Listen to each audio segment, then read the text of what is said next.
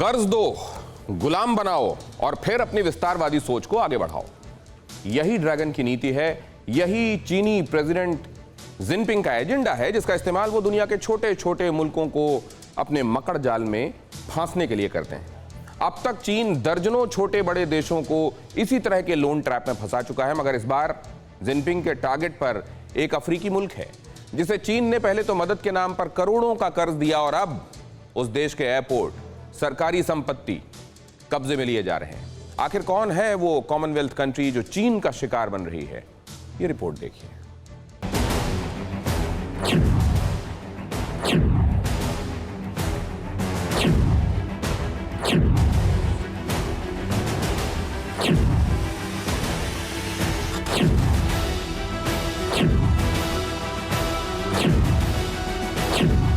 क्या दुनिया का एक और देश चीन की साजिश का शिकार हो चुका है?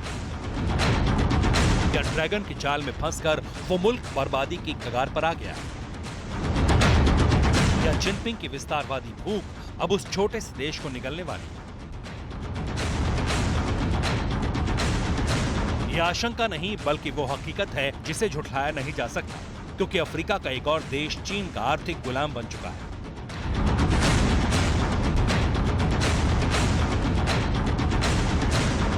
पहले तो चीन ने उसे कर्ज दिया, बिजनेस और दोस्ती के नाम पर पानी की तरह पैसा बहाया। अब ड्रैगन सूद के तौर पर उस मुल्क की संपत्ति हड़प रहा है, उसकी जमीन पर कब्जा कर रहा है।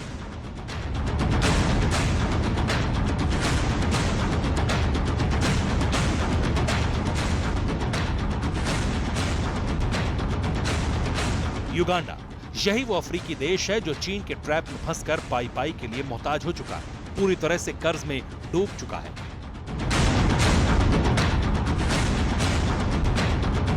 लेकिन अफ्रीकी मीडिया की एक रिपोर्ट से खुलासा हुआ है कि अब चीन उस मुल्क को हड़पने की कोशिश में जुट गया है। कैसे? पहले वो समझाते हैं। युगांडा की सरकार ने चीन के साथ एक लोन एग्रीमेंट किया था। एग्रीमेंट की बिना पर चीन ने युगांडा को करोड़ों का कर्ज दिया, मगर युगांडा की सरकार चीन के कर्ज को चुकाने में नाकाम रही। लिहाजा चीन ने युगांडा के इंटरनेशनल एयरपोर्ट पर कब्जा कर लिया। इसके अलावा युगांडा सरकार की बाकी संपत्तियां भी कुर्क की गई। आजकल विश्व में चीन के लिए एक शब्द का प्रयोग होता है और वो है विस्तारवाद। पर मौजूदा स्थिति जहां पे चीन बारी बारी करके कई सारे देशों के पोर्ट, एयरपोर्ट, बंदरगाह, उनके जमीन, उनके बाकी एसेट्स, इनको हड़प किए जा रहा है, इसको देखते हुए चीन को आर्थिक साम्राज्यवाद फैलाने वाला राष्ट्र कहना ही ज्यादा उपयुक्त होगा। विश्व ने आज से 3-4 दशकों पहले यूरोपियन देशों द्वारा किया गया साम्राज्यवाद देखा है, पर वो तलवार के जोर पे था, और अभी जो चीन कर रहा है वो अपनी आर्थिक क्षमता के ऊपर ये साम्राज्यवाद फैला रहा है। तस्वीरों में आप जिस एयरपोर्ट को देख रहे हैं, असल में युगांडा का ये वही एंटेबे इंटरनेशनल एयरपोर्ट है जिस पर ड्रैगन ने अपना हक जमा लिया है। आपको बता दें कि चीन ने लोन एग्रीमेंट में पहले ही ये शर्त रखी थी कि अगर युगांडा कर्ज नहीं चुका पाया तो उसके एवज में उसे एंटेबे इंटरनेशनल एयरपोर्ट देना पड़ेगा। यानी जिनपिंग ने पूरी प्लानिंग के तहत कर्ज दिया। मकसद था कपट नीति के जरिए अपनी विस्तारवादी सोच को आगे बढ़ाना।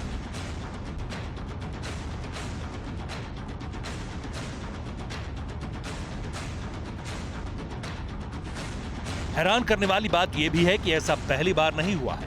युगांडा कोई पहला देश नहीं जो जिनपिंग के कर्ज वाले झांसे में फंस गया। असल में ड्रैगन के शिकार होने वाले देशों की फहरिस्त बहुत लंबी है, जिसमें सबसे पहला नाम है पाकिस्तान का, फिर श्रीलंका, माली, म्यांमार, नेपाल, मेडागास्कर और यूरोपीय देश मोंटेनेग्रो। ये तो सिर्फ चुनिंदा नाम है जिन्हें ड्रैगन ने पूरी तरह से कंगाल और खस्ताहाल कर दिया। रिपोर्ट की माने तो दुनिया के करीब 42 देशों में अपना वर्चस्व साबित करने के लिए 685 अरब पाउंड यानी करीब 63 लाख करोड़ रुपए का निवेश चीन ने किया है। मतलब कर्ज दिया है और कर्ज ना चुका पाने की एवज में इन देशों की जमीन हड़प ली या फिर अपने कब्जे में ले लिया। हैरान करने वाली बात यह भी है कि इन देशों में से करीब 95% से ज्यादा देश कॉमनवेल्थ कंट्री का हिस्सा है। इसका मतलब यह है कि किसी दौर में इन देशों पर ब्रिटिश हुकूमत हुआ करती थी और शायद ड्रैगन भी ब्रिटिश साम्राज्य की तरह साम दाम दंड भेद की नीति अपनाते हुए इन देशों को अपना गुलाम बना रहा है। चीन बिल्कुल एक षड्यंत्रकारी साहूकार की तरह से काम कर रहा है। ये गरीब देशों को, छोटे देशों को उनकी औकात से अधिक कर्ज देकर अपने जाल में फंसाता है। पहले तो चीन ने ये काम साउथ एशिया में किया। यहाँ के जो छोटे छोटे देश हैं जैसे श्रीलंका, उसका हम्बनटोटा पोर्ट लिया, पाकिस्तान जिसका करीब 20% जीडीपी तक उसने कर्ज दिया और उसका ग्वादर पोर्ट लिया।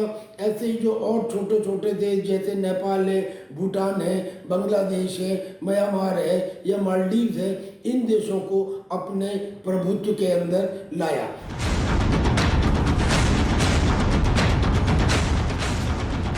चंद महीनों पहले चीन ने युगांडा की तरह एक और अफ्रीकी मुल्क को अपने जाल में फंसा लिया था। उस अफ्रीकी कंट्री का नाम था मेडागास्कर, जो चीन के कर्ज वाले ट्रैप में फंसने के बाद बिकने के कगार पर आ गया। दरअसल मेडागास्कर ने चीन के साथ बेल्ट एंड रोड इनिशिएटिव पर समझौता किया। जैसे ही मेडागास्कर ने BRI प्रोजेक्ट के तहत MOU पर साइन किए, ड्रैगन ने इस अफ्रीकी देश को भारी भरकम कर्ज दे दिया।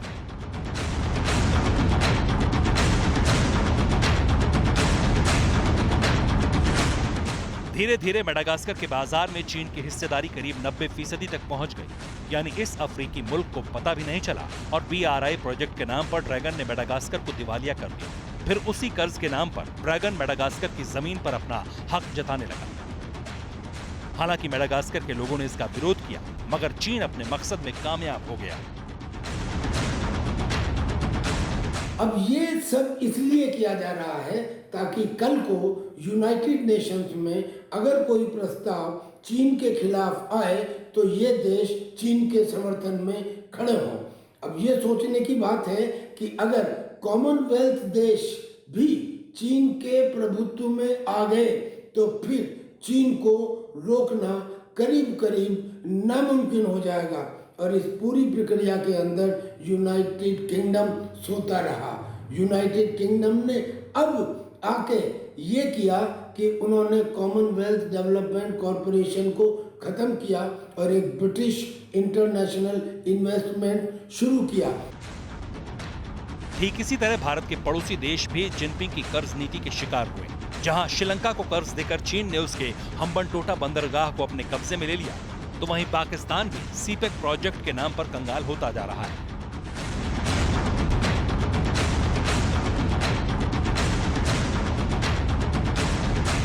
नेपाल पर भी चीन की नापाक नजर शुरू से रही है। चीन ने नेपाल को भी कर्ज दिया और अब उसके इलाकों पर कब्जा कर रहा है।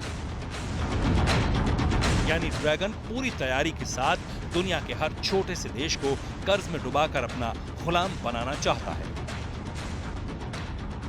ताकि अपना आधिपत्य कायम कर सके, अपने साम्राज्य का विस्तार कर सके। Bureau report, TV9 Bharatvarsh. परवाह देश की, सोमवार से शुक्रवार रात 10 बजे TV9 भारतवर्ष पर।